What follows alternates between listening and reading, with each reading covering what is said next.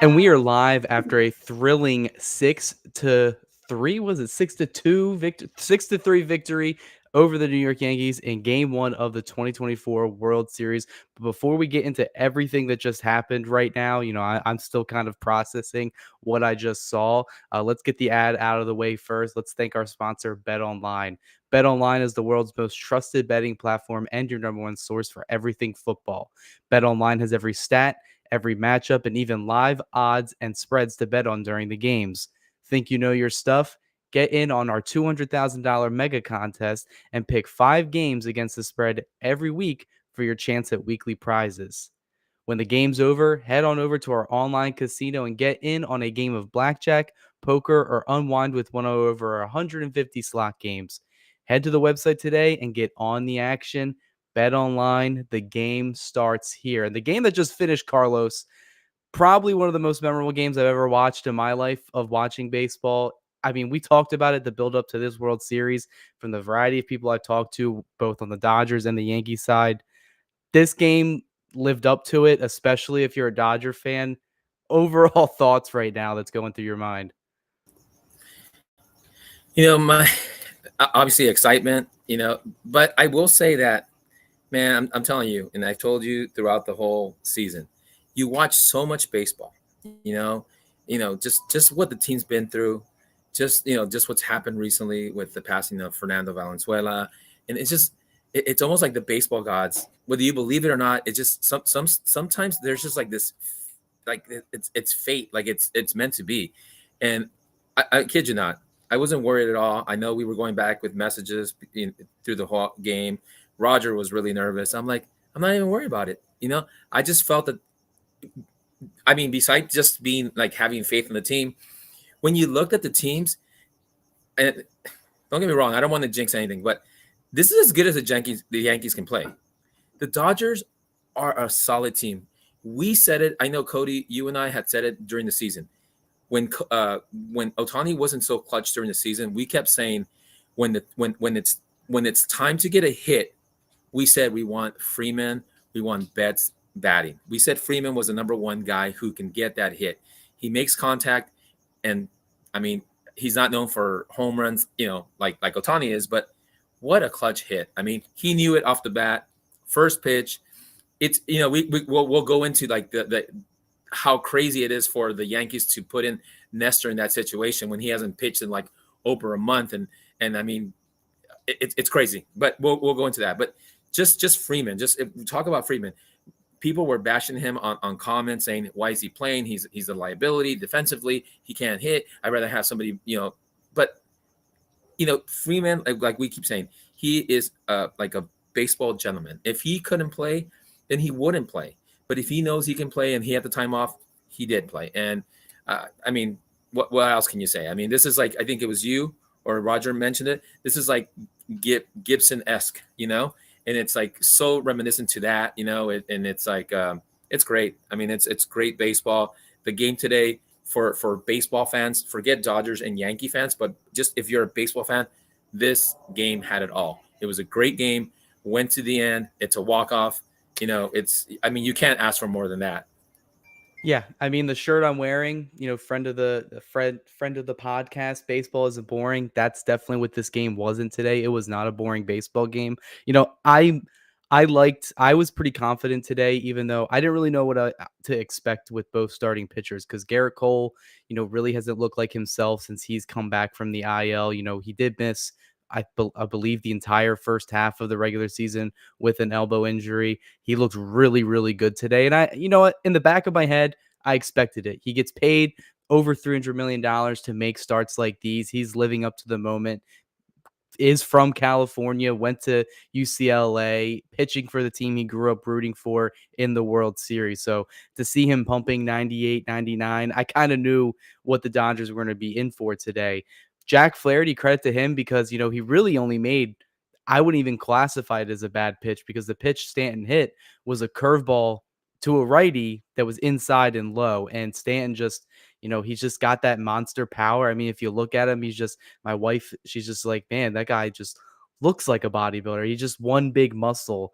So if you put anything in the wheelhouse, we've seen it. I think that was his fourth straight hit it was a home run. That all his most recent hits were all home runs. But let's stay on Freddie Freeman right now because I think everyone was complaining about, the break in between the NLCS Game 6 and leading up to this World Series. I thought it was a good thing, not only for the Dodgers, because it kind of goes back to the regular season where I was like, you know what, this team needs as much off time as possible, not only to reset the starting rotation, to rest the bullpen arms. But when you have Freddie Freeman dealing with a sprained ankle injury, and I don't know if anyone's ever dealt with a severe sprained ankle that he's had, I've had my fair share of them. They're not comfortable. It's very hard to play baseball. It's very hard to even just do normal day-to-day activities. So I think that time off has did him well because this is the best I've seen him at the plate.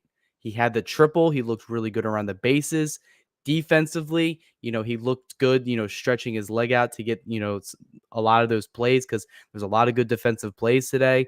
But Freddie Freeman, man, what guy deserves it more? And they talked about it after he hit it, all the stuff he's dealt with this year with his son, Max, um, you know, being injured and having all that stuff happen. I mean, you got to give credit to the guy. He fought through it, right? Yeah, I mean everything that he's gone through with his son, with losing his best friend or one of his best friends on the team, the ankle, and you know what, I sprained my ankle several times, like severely, and you know what, and once you tweak it pretty bad, just any wrong step just aggravates it again. So yeah, what he's doing with that bum ankle is pretty incredible, and yeah, credit to him completely. I mean, what about the first in the first inning when he gets a triple? I mean, he it's a double for sure, and then he sees the miscue with Verdugo in the corner, and he goes for the triple, and it's like, I mean, this guy's doing everything that is asked of him and more, and so you know. We can't. I mean, there's nothing bad to say about Freddie. I mean, he's doing, like I said, he's doing what we expect and more. And just to keep in tradition, Cody, this is for Freddie's grand slam. Yeah, there we go. It was just a great. I think the best way to talk about this game is to talk about it backwards. We'll kind of obviously we're digesting the Freddie Freeman home run. The decision to put Nestor Cortez is definitely one that's going to be debated. It's definitely one that I'm assuming they're going to ask Aaron Boone in the post game. I know Rogers on behind the scenes right now going to record those interviews and have those posted on the Bleed Lows YouTube channel. So be sure to subscribe and turn on the notifications. That way, when we do have that out there, look, I talked to Lance Meadows, who's he has a podcast with the Believe Network, same as ours. Knows everything about the Yankees. Believe in Bronx is what the podcast is called. And I asked him. I said, "Well, who's going to be the left-handed specialist that's going to go after Freddie Freeman and specifically Shohei Ohtani?" And in the back of my head, kind of leading up to it, all the questions they asked Aaron Boone over the past 6 days, it seemed like it was going to be Nestor Cortez. And in my opinion, and I'm like having conversations with my friends saying like, I thought it was a stupid decision. It's a guy who has a flexor strain injury. He hasn't pitched in over a month and a half. I just don't get it. I understand the lefty-lefty matchup is what you want, but obviously there's some rust in there. And I know Yankees fans will say, well, he did throw a bullpen session or two and face live hitters during their workouts.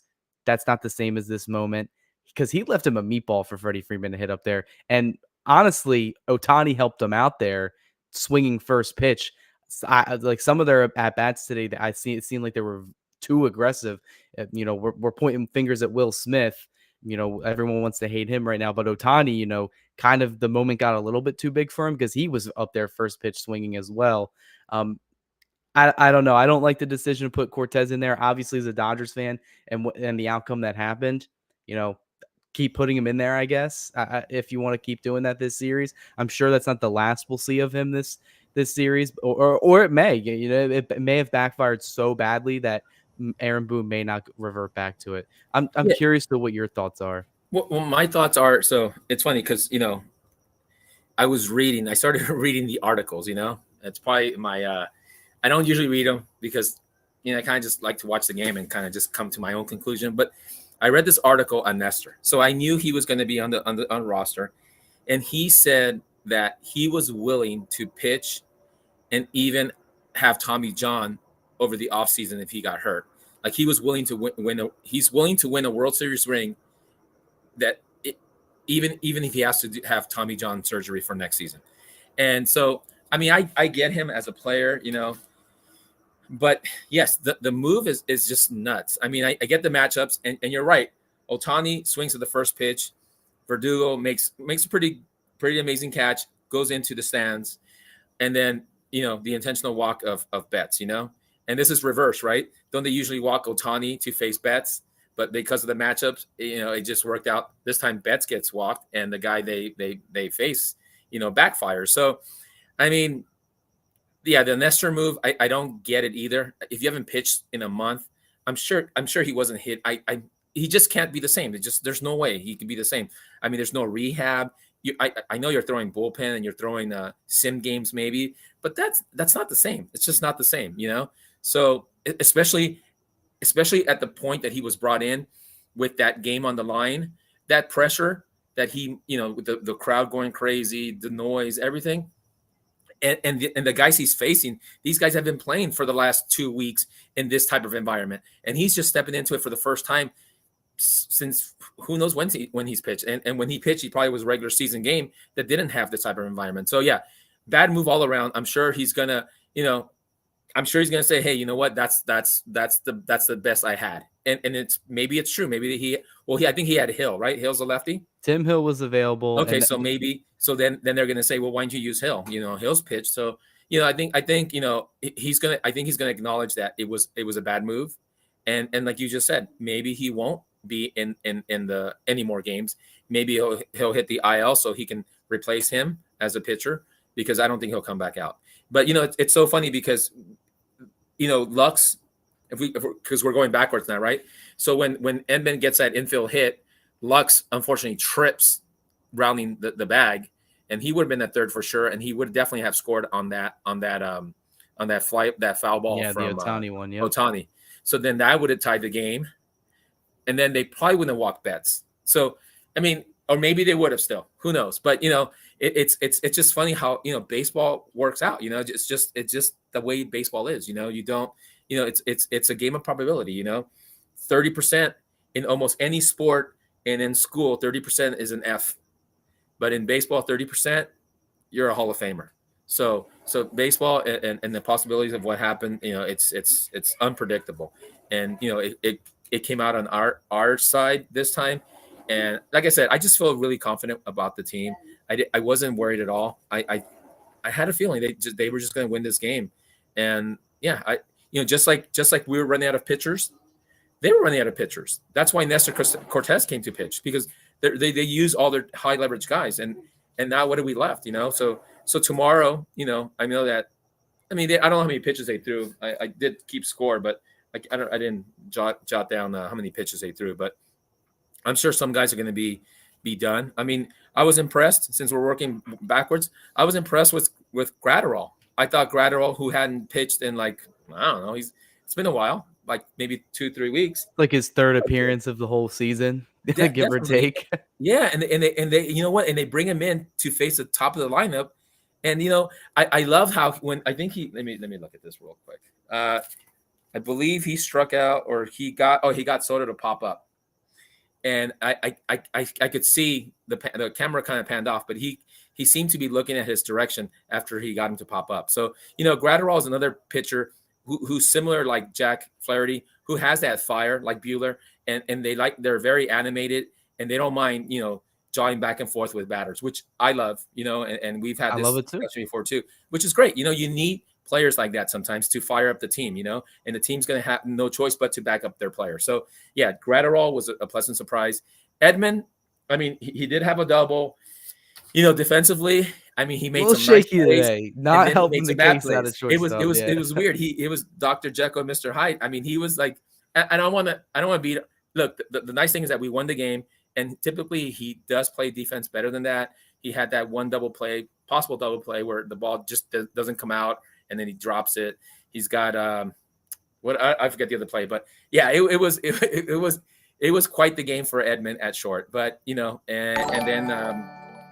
The home run that you mentioned, I thought, yes, it wasn't a bad pitch, but I just thought Stanton the thing is away. It's away. It's low and it's away because he stands so far from the plate, and anything outside that touches white, he's gonna smash it. So I thought that pitch should have been away. He had him. I believe he had him 1-2, and like I said, it wasn't a bad pitch, but yeah, he hit the bejesus out of that ball. So I get it, and I mean that was my take right now that I can think of. But I mean overall, the Dodgers played well. Flaherty was, besides that pitch, and like you said, it wasn't a bad pitch.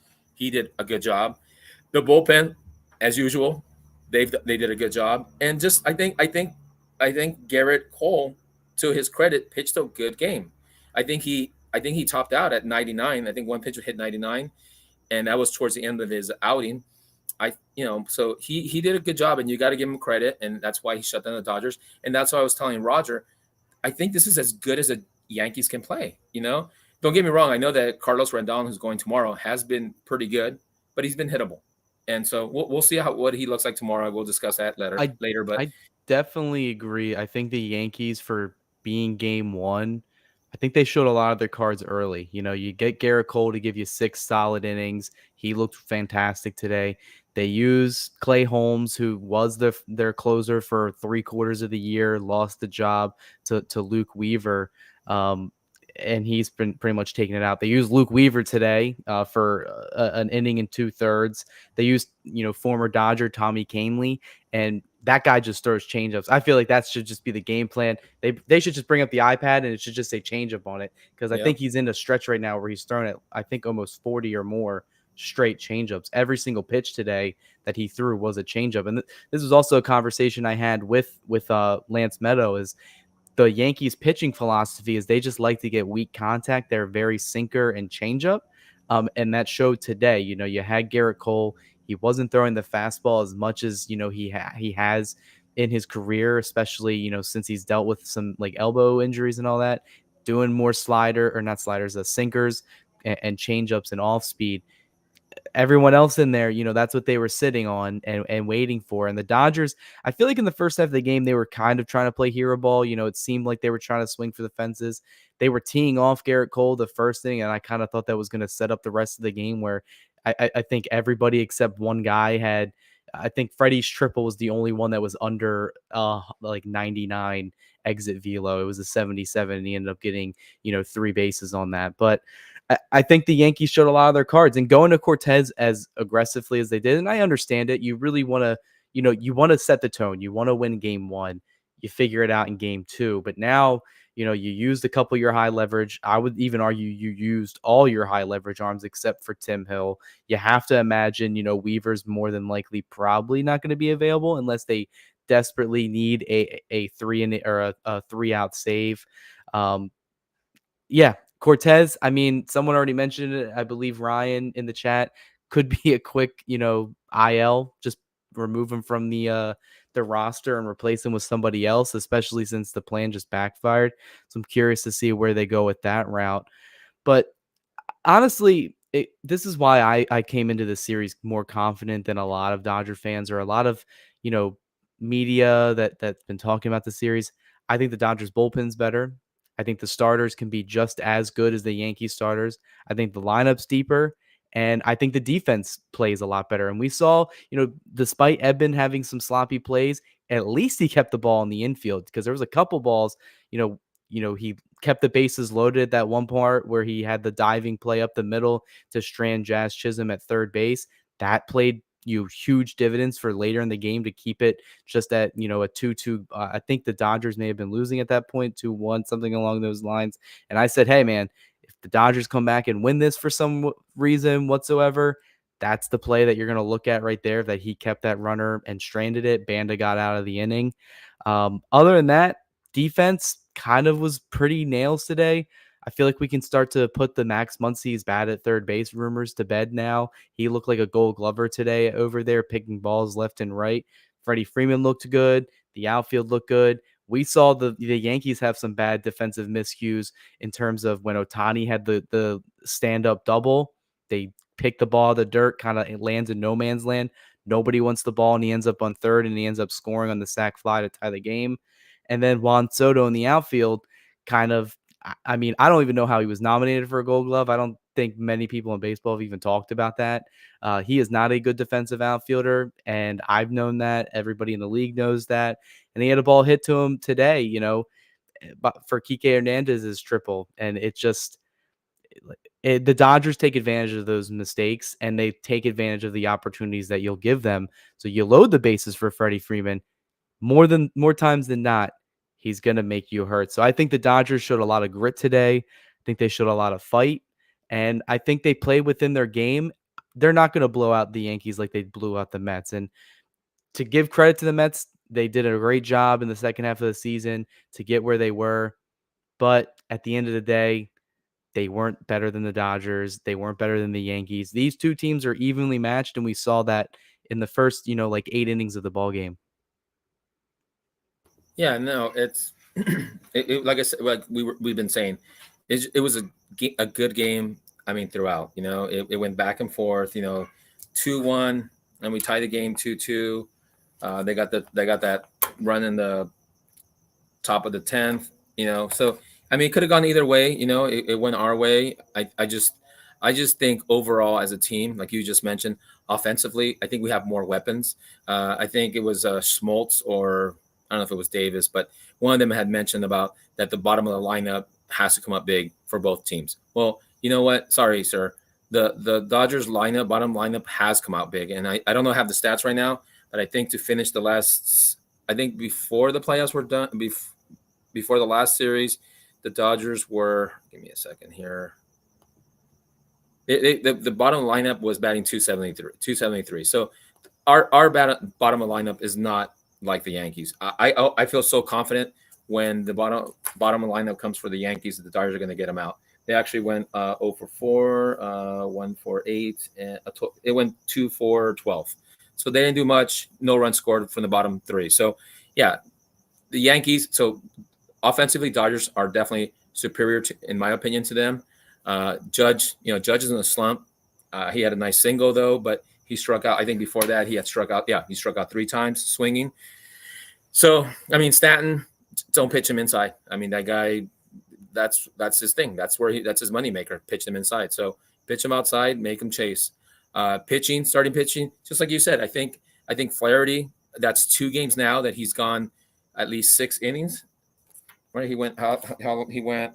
Oh, he went 5 in the third today, but I think last game he went 6 or something. So he can hold his own. Yamamoto is pitching tomorrow. I feel confident with him. I feel confident with Buehler. So, and then if we talk about the bullpen, we just saw today the Dodgers bullpen is as good or better than the Yankees for sure. We just have more high leverage guys. Despite the fact that we lost Phillips, we gained Vesia and we gained Gratterall, and they both pitched today and they both pitched well. So, yeah. So I mean, look, the Dodgers have to win tomorrow. It's let's I didn't give my prediction, but I think 6, possibly even 5. I don't think it'll go 7. I just think the Dodgers are a deeper team overall. Yeah, I think the Dodgers do need to win tomorrow, and we'll definitely touch on that before we end the episode. One thing I do want to kind of get your opinion on, because this is something that me and my baseball friends, guys that I've played with growing up, what really frustrated me in this game, and it ended up giving the Yankees the lead in that night, or that 10th inning, is allowing just runners to advance at will. Will Smith, for as much shit people give him, his pop time was excellent on both of those stolen base attempts, both by I think it was Volpe that ended up getting a stolen base, and Chisholm ended up getting the other stolen base. 1.82 and then a 1.5. That's like elite of elite. I don't think it's Will Smith's fault. The throws down were actually on the money as well.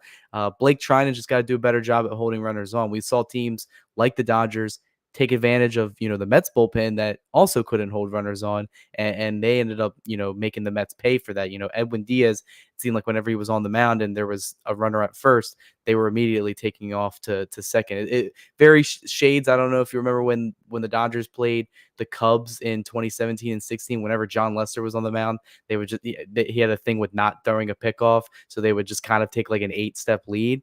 That's kind of what they were doing to Trinan, especially Chisholm, because he's an athletic guy. He's tall, skinny, fast. You knew he was going to steal. So you have to keep him honest over there. It ended up biting the Dodgers in the ass. That's kind of where I was like, man, in a game that's this tight, you can't let him take the extra 90 feet because in the postseason, thankfully today it didn't kill the Dodgers, but that could be the difference between a win and a loss, right? Yeah, no, definitely. I think it's funny. I think the Dodgers were actually worse before. I think a lot of the bullpen pieces couldn't hold runners. They've definitely improved. Unfortunately, Blake Treinen's not one of those guys that has improved. He definitely needs to hold the runners. Yeah, it's not Smith's fault. I mean, these guys are stealing off the pitcher, not the catcher. So, yeah, he needs to focus on how to hold the runners. I mean, typically he doesn't get a lot of runners on base, and that's why he lacks that skill. But yeah, it was frustrating. Yeah, he even took third, right? Chisholm stole third base, and there was no throw. And then when the camera panned off, when they did a replay, you could see Muncy didn't even move to third base, so they were going to get him anyway. So it's just I think Trinan. I mean, like I said, his expertise is like getting people out and not like having people on base. So it didn't it didn't bite us in the ass. I mean, they did score the run, the go ahead run, but we came back and won the game, so it didn't hurt us. But yeah, moving forward in the series, it could possibly hurt us. So I don't know how they could change it now. I mean, I think at this point it's going to be kind of a little too late to like practice pickoff moves now. I think it'll mess up with his whole like repertoire of pitches and how he pitches and everything. So I just think he needs to keep runners off base, and that's it. I mean, yeah, Trinan's not the best guy holding runners, that's for sure. But yeah, it's something that needs to be improved in next year if he's on the team again. Yeah, another big topic of today's game that we can't, like leave out, and that is the ball that was hit by Yankees leadoff hitter Gleyber Torres. Uh, ends up reaching the home run seats that they just put in at Dodger Stadium, like 2 or 3 years ago, whenever they hosted the All Star game. I think that's when they put him in there. Fan reaches over the railing. Clearly, even just when it was hit, even when the outfield came, like that kind of looked like the guy kind of reached out there. Curious because there's a lot of familiar faces out in those outfield seats. Have you ever ran into this guy? The answer is yes. So these guys are on Facebook. I think they call them I'm gonna get it wrong, but I think they call them like the Ball Hawks or something Hawks, something Ball Hawks or something. And it's a group of like, I want to say it's like 7 to 10 guys. And these guys are notorious, man. These guys for batting practice. Because when I go to games, I go when the gate opens. I go. I think for season ticket holders, you can go like at I think I want to say it's 4 o'clock. Yeah, 4 o'clock, 3 hours before. And so that's when the Dodgers are taking batting practice. And these guys are always there. They're chasing down all the balls. I mean, these guys literally are professional ball catchers. It's crazy. And I'll give you an example. One of the guys, he wears shin pads so he doesn't hurt his shins when he's going up against the bleacher seats, because they're really painful when you lean on them. So, and they just know where to stand. They literally have this whole like science down. Like, okay, when they bat the first time around, it's all gonna be outside pitches. So they're gonna go left center, and then at the later pitches, they're gonna go pull the ball. So it's gonna be more in like the 307, 305 section, and they all line up. They all know where to go, and it's so that guy. I am pretty sure he's one of those guys. I seen him before. I don't know his name, but I'm pretty sure because I know the camera went over to him and he was taking his son and leaving the stadium. I don't know if you caught that on TV. I did catch that. I figured that was going to be the case because that's what happens with interference. So they know that sooner or later security was definitely going to come over there and be like, "Hey, gotta get going." Honestly, he's the MVP of the game because the way Roger brought it up, interestingly, the way it hit the wall, if it say he wasn't there, Teoscar was pretty much charging it like he was going to, try to rob a home run. So it could have just ricocheted off that wall, went straight to center field. Torres, I mean, he didn't jump out of the box. He kind of tried to admire the home run or thought of admiring the possibility of that being a home run. So I don't think he would have gotten any further than second base, which is where he ended up staying anyway. But, you don't know what's going to happen because the fan ended up catching the ball. So it's interference. Guy gets to stay on second. Dodgers get out of the inning unscathed.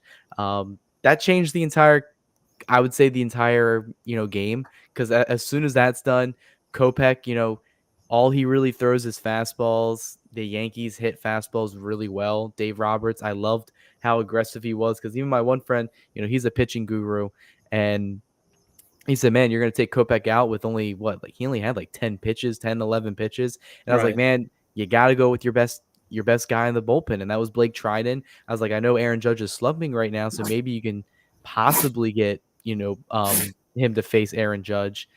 But I want Trinan to face the best hitters, and he made them look foolish. And it's to your credit what you said, and it's what I said the game plan should have been. The way to get Judge and Stanton out is just sweepers and sliders and curveballs away. Make them, extend their forearms because I've seen Stanton play for years. He's been around the league for a good amount of time, especially in my time watching baseball. And when he was with the Marlins, and we saw him a little bit more often. But yeah, he kind of just swings with his arms. He doesn't really swing with much of his Right. body. It's just his arms. So if you throw something that kind of looks like it's going to be a strike and then it darts away, he's going to swing on top of it. Judge looked fooled on Flaherty's knuckle curve all game. So that should have been the game plan there regardless. But yeah, I liked how everything played out right there. It kind of pissed off a lot of Yankees fans because they thought it was a home run to give them the lead. You gotta watch there's a bunch of baseball channels out right now. I don't know if this is a thing just this year. Barstool Sports, John Boy Media, they all have like their live stream watch parties, and they're all based in New York. So last week we see the Mets pity party where the Dodgers are spoiling it. Today was the Yankees' turn, and they were pretty pissed off about today's game. And I thought I got a kick out of all that. Yeah. So that play, I mean, definitely it was not a home run. He definitely leaned way over the fence to catch that ball. And Teoscar, I don't think he was too close. I thought he was playing the ball well. It, Even if he would have got to third base, the plan was to walk Soto anyways, intentional walk, and then it was going to be trying against their best player, Judge, and he got him to pop up too short. But yeah, I don't think that if they're upset about that play, I don't think that was like really the that point of the game that stands out to me. I mean, what stands out to me is definitely when the commentators are saying, "Oh, Nestor's warming up, Nestor's coming in." To me, that if I was a Yankee fan, if this was a Yankee podcast, this is what I'd be pissed off about. I mean, how the hell do you let this guy who's been hurt for over a month, hasn't pitched for a month, and then put him into this kind of situation? I mean, this is as high leverage as you get, and you're just going to put him in? I mean, it just makes no sense. I mean, I'll be interested to see what Boone says in the press conference, but I'm sure the fans are just going to ream him a new one because I think it was a bonehead move, and I think he's a good manager. And you know what? Just like we kind of give Roberts a hard time for every little mistake he makes. You know what? We're human, and just like at our own job, we make mistakes. Managers make mistake too. Baseball managers make mistake, and I think I honestly think if he was being very candid, he would say, I wouldn't do that again. If I had to do it all over again, I wouldn't have brought him in to pitch. Because simple fact that he hasn't pitched for a month. The only other thing I want to talk about for today's game, especially going back kind of in the middle innings, the fifth and sixth inning, starting pitching is just a lot different now. I know there's a lot of frustration where in terms of how deep these guys go into games, their pitch count. My big thing is teams don't really look at the pitch count. They don't look at any of that or like the amount of intensity you're putting in for per pitch. What they look at is, once you start getting to third time through the order. I was a little surprised given Jack's history this postseason to kind of get a little erratic, to kind of give up runs in bunches, especially in that Mets, game 5 where he gave up 8 runs in 3 innings. Were you surprised that they let, him face the top of the Yankees order for a third time? Because, at that time he was cruising. He did have, Stan in a 1-2 count, could have definitely put him away, had a very erratic, wild pitch that was, the reason why, because one of the things that was confusing about that as well is that they said they removed him when he had a 1-0 count to, I think, Chisholm. And they said the reason for that, I don't even think they announced the reason for that, is that on the broadcast after he threw that ball, he kind of was like grimacing his leg a little bit, like he was rubbing it. So I don't know if there was like an injury related there or something. He just didn't feel right. But third time through the order, that's a big no-no for a lot of teams right now.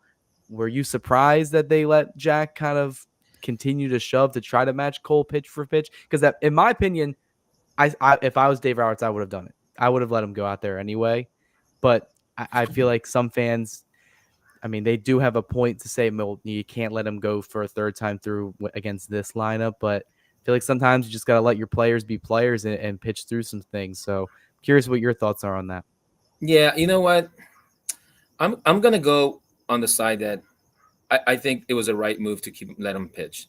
He was at 74 pitches entering the sixth, and Soto got the single. Fine, he struck out Judge, so I mean, so he wasn't pitching bad. He got a full count with Judge and he struck him out, and then he had Stanton 1-2, and I mean, shoot, if he doesn't throw, I mean, and we're gonna repeat ourselves, but if it wasn't, I mean, it wasn't a bad pitch. But I was just thinking it was 1-2. You had a pitch to waste, throw something away. They did make a good point that so he had him 0-2, and the only pitch that he threw a ball was like way up high, right where Smith had to jump out of his his squat and catch the ball. So that kind of reset the whole pitch. Like it wasn't a good waste pitch. It was really an actual really bad waste pitch. So now to throw him back inside again.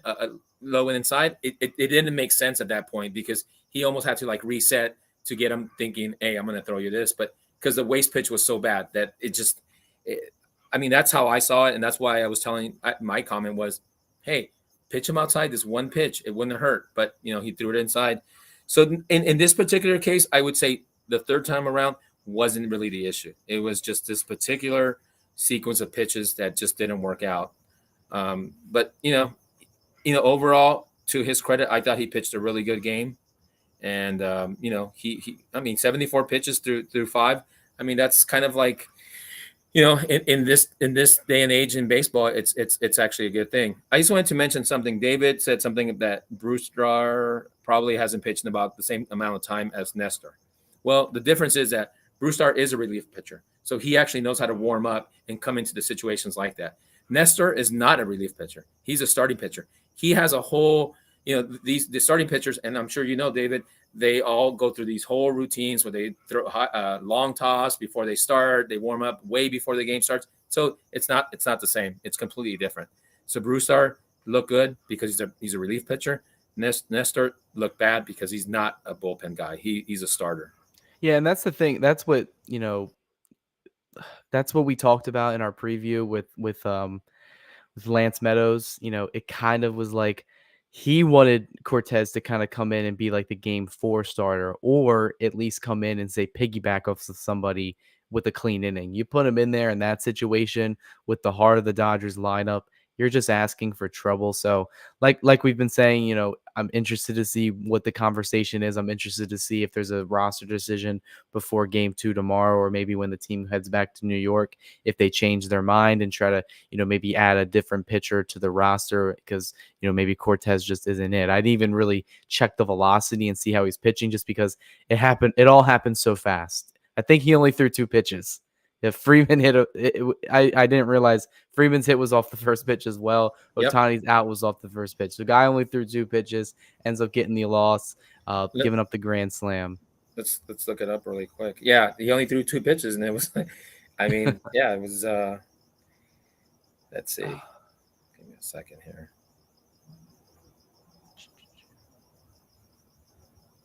So it was Nestor throwing. Let me see if I can get it here.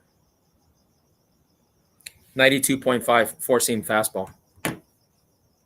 Yeah, I mean, that's not too bad from what he usually is. He's not someone that's really overpowering. That's why he does a lot of that, that deking with his Did he do that? He didn't do it. So maybe he that's didn't how do it, right? You can tell he's not feeling himself because he didn't do any of that stupid shit. Because I've had an issue with that for a long time. Me too. I don't like it. So I think that's what made it easy to hit that ball.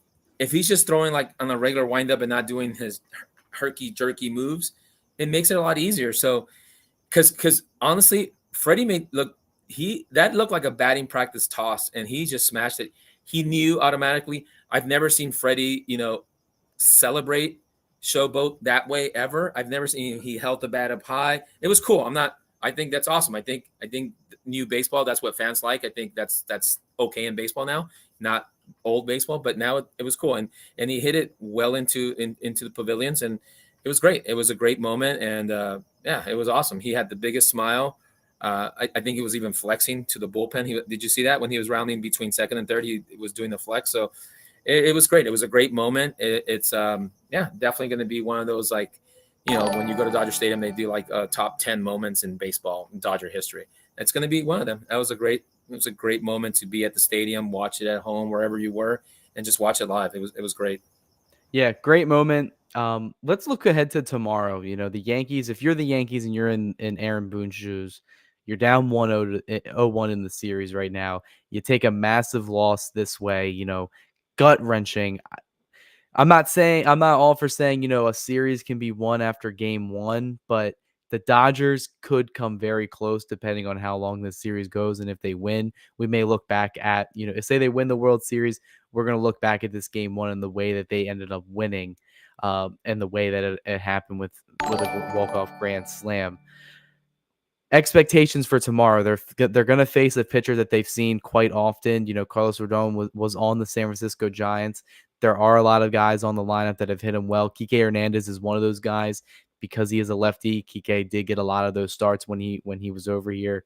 Um, I'm interested to see how he's been pitching. A lot of people that talk Yankees, they say Carlos is kind of pitching better, than in a better spot than Garrett Cole right now.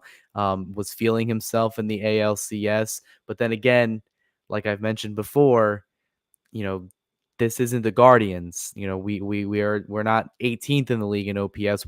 I believe we're 1 or 2 in OPS. We're an offensive juggernaut right now, and I'm curious to see how he faces this line because it is a lefty. Dodgers historically have, over the last probably like 5 years, have struggled against southpaws, but this season particularly, they've actually hit them pretty well, above league average in a lot of spots. And they're going to have their best defensive alignment tomorrow. Miguel Rojas is going to be getting the start at short. You have to imagine Kike Hernandez gets the start at second base. And then you have Tommy Edman going back after a bad defensive day today. He'll be going back to center field more than likely tomorrow. So, but it really just depends unless they put Andy Paz in there. Kind of curious of what they do with the defensive alignment, if you ask me.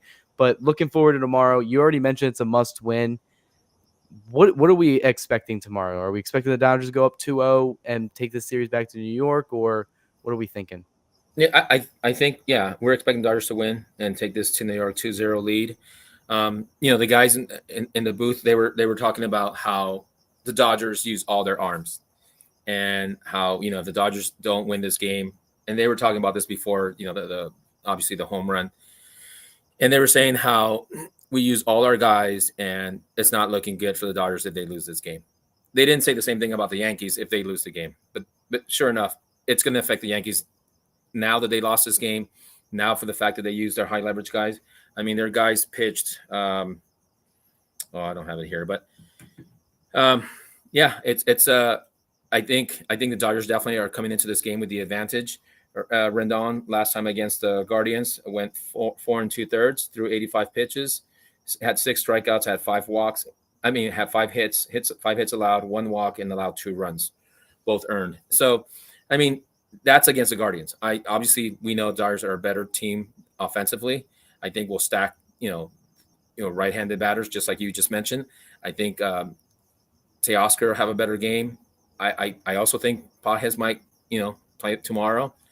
Miguel's going to be there, so we're going to be stacked on the right, right with right-handed batters. So yeah, I think it looks good for us. And I think Yamamoto, with the fans behind him, he's had ample rest. I mean, that guy hasn't pitched in like over a week, I think, right? He hasn't pitched in a while. It's been a good chunk of time. Yeah. They didn't have to use him for a second start in the NLCS game. What was it? Game 3 or game Yeah, 4? like a long It time was ago. his Yeah. last So appearance. I think he's fully rested. I think he hope, if he can keep his pitch count down, I don't care if he goes around the lineup for the third time. No, get him through at least. I would love to see him get to the 6th inning, maybe get an out in the 6th, pitch of 5 in the 3rd or something, and that'll really help the bullpen because, yeah, I mean they didn't throw a lot of pitches to bullpen. If you look at the pitch count, they didn't throw a lot of pitches. You know, Kopech can definitely come out tomorrow. I think Trinan probably threw the most, but Alex was fine. Gratterall was fine. So we could see all these arms again. Then they have a day off, but they travel day. But yeah, a lot depends on Yamamoto. He needs to have a good game, and I think it'll. I thought they were going to score more runs today. Unfortunately, they didn't. But the Dodgers are in the driver's seat right now. Yeah, when looking at the bullpen, like you mentioned, only one pitcher in the bullpen threw over 20 pitches, and that was Blake Trinan. And that's because, he was the only one in the bullpen today to go more than one inning. He pitched 1 1/3 inning of work. He did give up a run, had 2 strikeouts, but he did what he was asked to do. Everybody else, Kopech only had 10 pitches, Vesia only had 16, Gratterall 18 pitches, Banda 15, and then Flaherty, the starter, he had 90 pitches. So all in all, for tomorrow, Yamamoto, I'm hoping that he can shove. Hopefully, the Dodgers offense can get to work and give him a lead early. That way, he can feel comfortable pitching.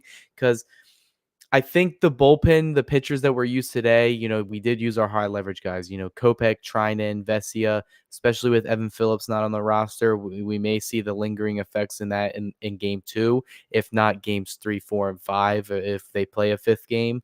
You can still use these guys, tomorrow or the day after that, in game 3, because I think they're going to do the same approach that they did in the Mets series. They're going to stagger these guys to face the Yankees in different parts of the lineup. I think Kopech, got, I think the 9-1 and 2 hitters. And then you go, Trinan gets the middle of the order between Judge and Stanton. And then Vesia kind of got the bottom third of the order. I imagine we're going to see Vesia get to face, Juan Soto more often than not. I think the Dodgers are just 2 steps ahead. I think they are in the driver's seat. I think the way they manage these games, I think the way that they've managed the bullpen this entire postseason run, I think they're a different class in terms of preparation, and it showed this year. Yeah, no, you made a good point. Yeah, I think they're definitely the strategy is definitely that. Whoever they face, they're definitely keeping track of who's facing who, so that they don't get to face them too many times. And like I think Eric Harrow said on the live or like 2 days ago, it doesn't mean you're going to get a hit, but it does help. It definitely does help the batter if they get to see him more than once. So yeah, Roberts, honestly, we get upset when he makes a mistake. We definitely have to give him, his dues when he does a good job. And so far, honestly, in this playoffs, he's done I mean, all his good moves outweigh anything bad he's done by a lot. So kudos to Roberts. Keep doing what he's doing with the bullpen. He's using the right guys at the right time. The bunt, it was Kike's bunt, right? It went to waste. We didn't talk about that, but yeah, that was a great bunt by Kike. He moved the runners to second and third. And it was just unfortunate that Will Smith, after that guy had thrown, before that bunt, I think he had thrown 4 balls in a row or something. I think he walked the previous batter on 4 pitches. And he swings to the first pitch. I mean, I went back with Roger and I was like, well, yeah, it is Will's fault, but the bench should have given the take sign. If these guys are not taking, I mean, this is like if you can't figure that out on your own, and when they go back to Little League, okay, well then the bench needs to tell the third base coach, hey, give this guy a take sign until he gets a strike because this guy's not throwing strikes. But no, he swings to the first pitch and he pops it, I think, to shortstop, which was awful. I mean, that was a crucial part of the game, and I mean, we're gonna sweep it under the rug because we won the game. But those are things that if we want to get this series done and over with and win our first, not first, but World Series since 2020, we can't have those moments, those kind of lapses, mental lapses, in my opinion. Yeah, I like the decision to do a bunt there, even with Kike Hernandez. It was a beautiful bunt. It's probably the best bunt I've ever seen this season, in terms of especially the Dodgers becoming a bunting team all of a sudden. It just, as soon as it hit the bat, it just died. There was no velocity, there was no exit velo on it. He hit it in the dirt in the right spot. The runners got there, and the catcher, had to make the only throw he had was to first base. Did his job. Will Smith didn't do his job. He did have the sack fly RBI today. He has had some good plate appearances, but overall, it just hasn't looked well. To all the people that are saying, they should bench him or they should sit him down, they're not. They're not going to. If you think Austin Barnes is a better option right now than Will Smith, you're just wrong. I'm sorry, because the way Will Smith has been calling these games and has been playing behind the plate, that's the reason. I'll take some offensive, decline if he can Yeah, be an actual catcher. no, you're right, Cody, and I think a lot of fans don't see that. If you guys, man, Dodgers have had so many shutouts this playoffs. Who's calling those games? It's Will Smith. I mean, so you know what? Yeah, he's not the best right now offensively. He's making some mistake. He did have, like Cody just said, a sack fly, but he's calling those games. He's calling good games. I mean, he's calling the pitches for the bullpen. I mean, so yeah. I wouldn't bench him just for that. It's upsetting at that moment when it's happening, but that doesn't like just constitute. Hey, let's bench this guy for doing that. No. There's more. There's more that he does in the overall scheme of the game than just this bad plate appearance, which could have been crucial, but still, like we said, it's going to be swept under the rug because we did hit, Freddie hits a walk-off grand slam, and everything bad that happened in the game is forgotten. But I'm sure that the coaches, I'm sure they take notes and they talk to them and say, hey, next time think about taking some pitches, stuff like that. So no, Will Smith to me is still. I don't care how bad he's been in the playoffs. He's still one of the best overall catchers in all of baseball. Yeah, I mean, overall, thrilling game one win. I think if you're just a baseball fan watching this game, awesome start to the World Series. I mean, you had pretty much everything you can ask for. You had some good defensive plays. You had really good pitching, really good starting pitching. Each guy going into the sixth inning, Garrett Cole pitching into the seventh, and then they remove him.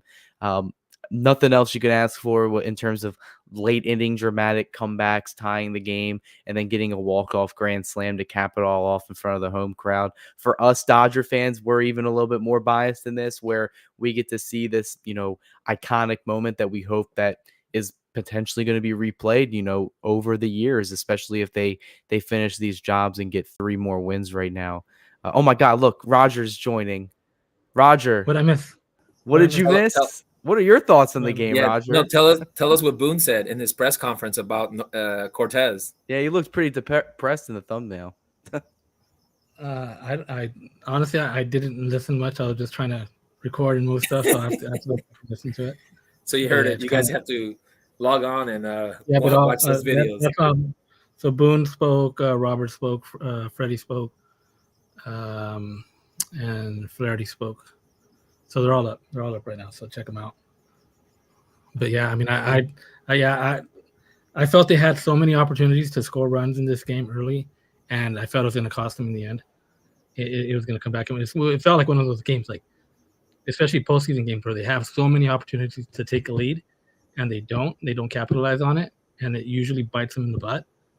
And so I was like, they're probably going to lose this game. And then, and I felt a lot better when Shohei came up, but then he swings at that first pitch. And I think I don't know if I tested all you guys or just Carlos, but I'm like, first pitch swing, really? Like first pitch, this guy coming out of the bullpen and first pitch. But then again, Freddie Freeman did the same thing on his first pitch, and he hits it out. So like, I mean, obviously huge difference, but yeah, I was yeah. Hey, we mentioned that you were wrong. He didn't do all his jerky moves. Yeah, I thought because he was talking about it earlier today when he was talking. But I don't know. Didn't MLB do something where they don't allow him to do all that stuff? Like he where can still do it because the last time he pitched in the regular season, he did it. But I don't know if he read time and place, situation, game on the line, the hitters he's facing. I don't think he wanted to do it. And I don't think he really had time to do it because I didn't realize he only threw 2 pitches in today's game. I thought Freeman took a pitch, but no, Freeman hit it first pitch, BP fastball, as Carlos put it. And the Dodgers did have opportunities today. They went 1 for 8 with runners in scoring position. That one hit ended up being, the grand slam that Freeman hit. But as a team, they only left, 4 guys on base. The Yankees, they had runners on all day, left 11 men on. They also went 1 for 8. The Yankees themselves, they lost this game. They ended up taking the lead in extras, but they let the Dodgers stay alive, bring up the top of the order. And if you're going to bring this top of the order through, 4 or 5 times a game, you're not going to win. We talked with Lance Meadows, like, all right, and we talked with, Castillo as well from ESPN, where it's like, hey, our top 3 versus their top 3, who are you taking? It's been the whole debate right now. You can't take it over the Dodgers top 3 of this order.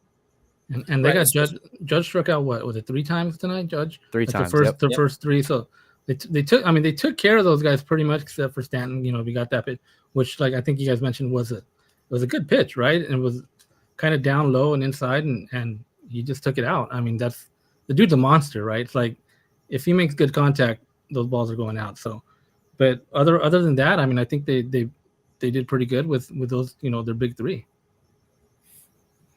Carlos, any other comments on that?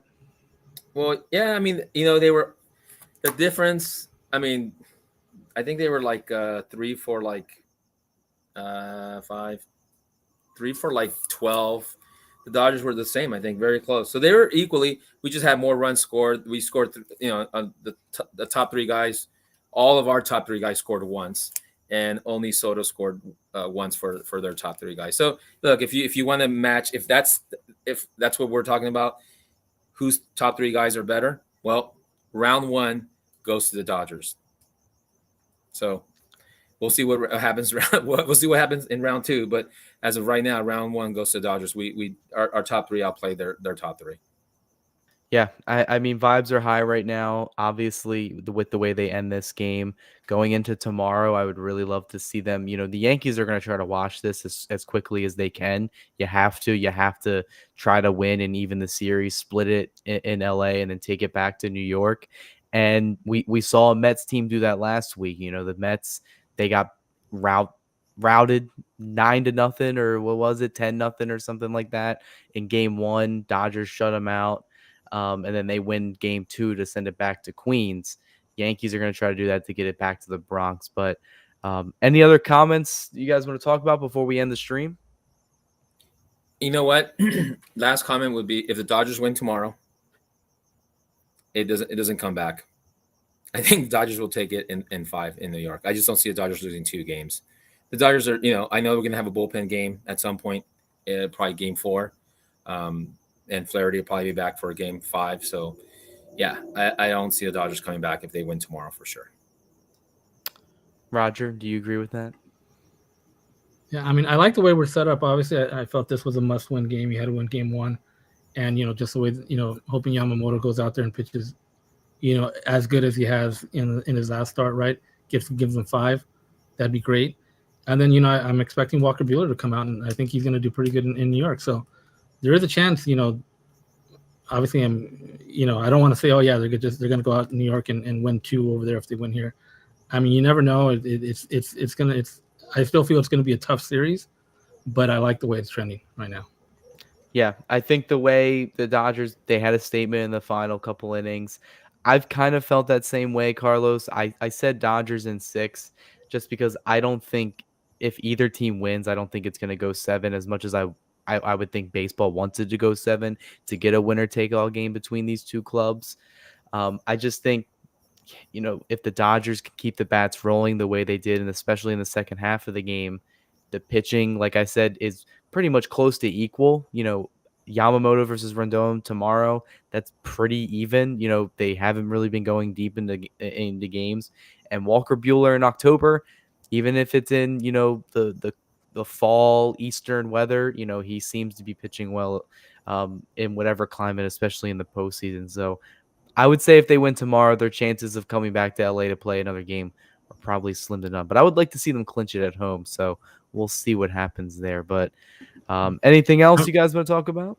I mean, I would love to see it, 6, they clinch in 6, right? I don't know if you guys have heard, like, game 6 lands on November 1st, which is Fernando Valenzuela's birthday. So for them to clinch it at home on game 6 would be pretty awesome. But I'm not going to be picky, right? I mean, if they do it in 4 or 5, whatever, I don't care, right? But it'd be pretty special to see it in the game 6.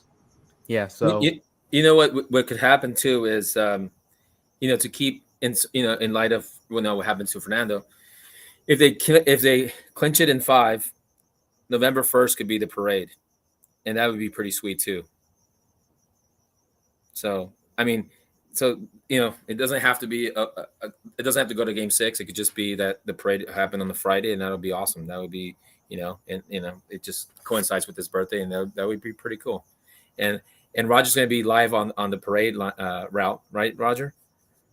Yeah, I'm gonna be on one of the floats, probably the boat, the bus, whatever. I'll sneak on. I'll hang on the back, whatever. Well, let's hopefully we're not gonna get too far ahead of ourselves. We still have 3 games to win, but the Dodgers definitely set them well within, to get to that opportunity to win these next couple games. Thrilling Game 1 win, comeback win. The Dodgers showed a lot of grit. They'll be back tomorrow, same time, 5:08. Yamamoto's taking the mound, looking to get the Dodgers to go up 2-0 in the series. We'll see what happens, but other than that, it's been another post-game edition of the Bleed Lows podcast, and we are brought to you by Bet Online.